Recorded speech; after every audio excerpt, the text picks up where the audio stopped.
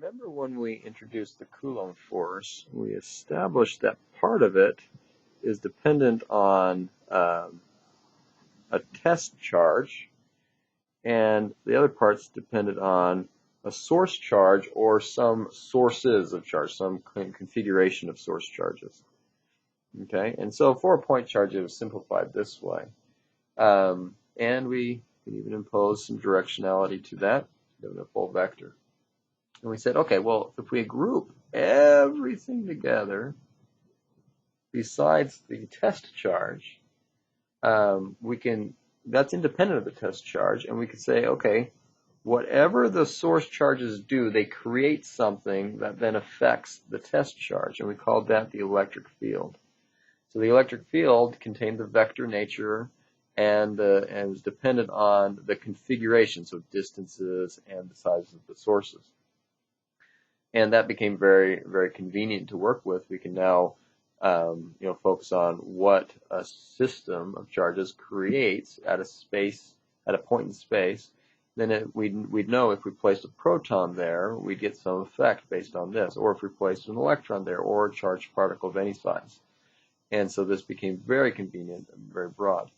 Well, we now are learning about potential energy. Okay, there's electric potential energy that is, for at least for point charges, it is the K, Q test, Q source over just one factor of R.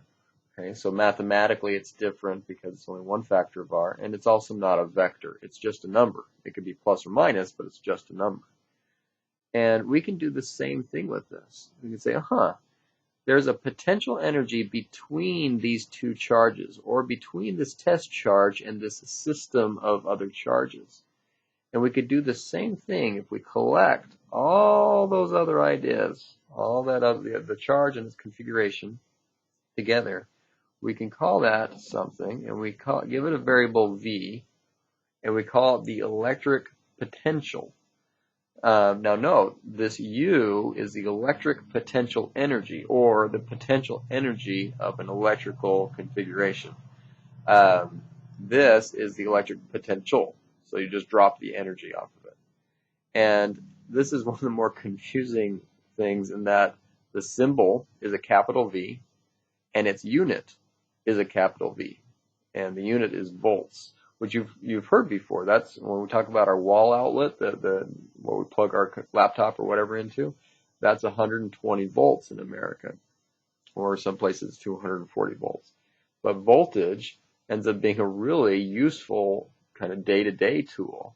Potential energy is really powerful from a physics standpoint, a conceptual standpoint. But in terms of a day-to-day, how do we actually impose an energy or give some energy to a charge? Well, we configure things to create a voltage.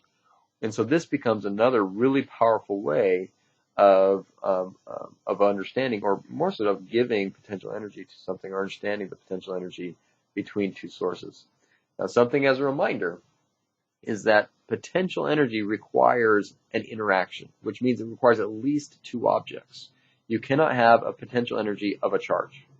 You can only have a potential energy between two things. So in this case, a charge and a system of charges creating a voltage. Okay, so the voltage is a product of the system of charges.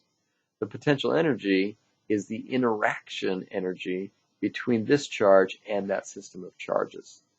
Okay, so for a point charge, the potential of a point charge, put it like that, for a point charge would be the K, Q over R. Okay, and so if I had a charge sitting here, I'll just say, let's say it's a proton or something like that, and I'm looking out in space. There's nothing there. It's just a point in space, but it's a distance R away. Then I can find a potential at that point because of this charge.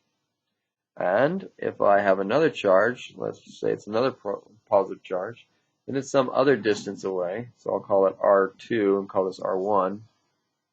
Well, the potential at that point is now the sum of the potentials from these individual pieces. And note, just like potential energy is not a vector, potential is not a vector. It's just a number, a scalar. And so these can just add up. But we do have to be careful. There could be negative potentials. And so here is an R3 from a negative charge. And so this, we can see for that point charge, that would be negative here. And so this would contribute a negative potential. These would contribute positive potentials. And so the total potential there would just be from the sum of all these positive and negatives. So potential, electric potential, is to potential energy, as electric field is to force. But note the differences. Vectors, scalars.